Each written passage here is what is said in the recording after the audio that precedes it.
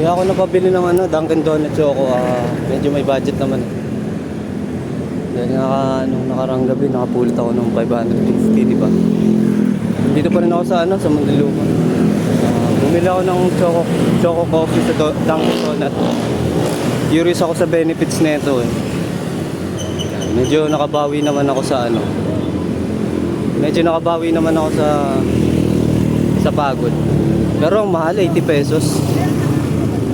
Curious lang ako, the power of Choco Coffee sa Dunkin Donuts.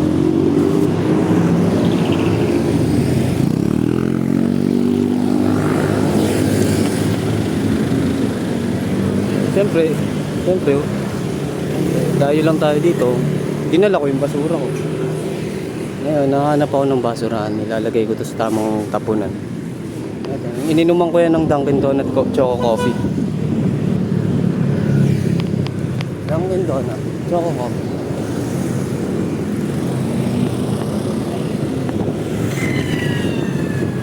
Medyo nakaka-recover na yung pagod ko. Pauwi na ako. Kasi nasa Muntinlupa pa ako eh. Tapon lang natin to. Tapos tingnan natin yung video.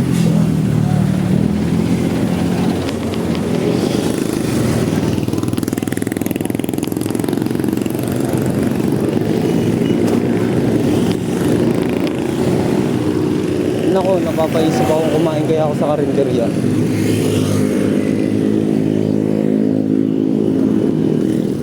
Yung napulot kong pera siguro para sa budget ko to, para sa yun nga, sa bukas.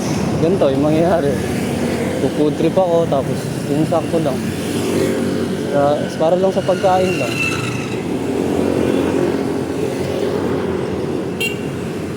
Para lang sa food trip.